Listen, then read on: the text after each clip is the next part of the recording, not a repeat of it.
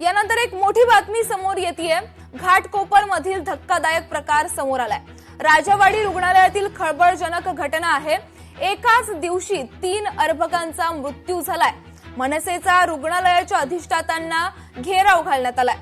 घाटकोपरच्या राजावाडी रुग्णालयात काल एकाच दिवशी 3 अर्भकांचा मृत्यू झाला होता। हे मृत्यू रुग्णालयाच्या हलगर्जीपणामुळे झाल्याचा आरोप करत आज मनसेने सुमारे 1.5 तास राजावाडी रुग्णालयाच्या अधिष्ठाता यांना घेराव घातला। मृत्यूंची चौकशी व्हावी, दोषींवर गुन्हा दाखल करण्यात यावा अथवा आम्ही रुग्णालयातून जाणार नाही अशी भूमिका मनसेच्या पदाधिकाऱ्यांनी घेतली। जर कारवाई नाही झाली तर तीव्र आंदोलनाचा इशारा सुद्धा देण्यात आलाय।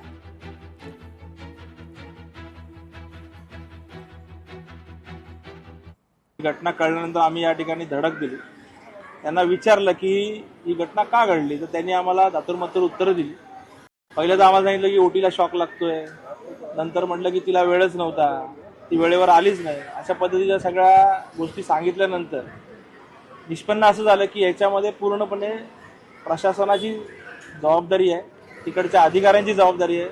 आम्ही पोलिसांना त्या संदर्भात सगळे निदर्शनास आणून त्यांना त्या पीडितेला विश्वासात घेऊन या हॉस्पिटलच्या विरोधात गुन्हा दाखल करायला सांगितलंय आणि हॉस्पिटलच्या सुद्धा त्या मॅडम आहेत त्यांनी चौकशी करण्याचे आदेश दिलेले।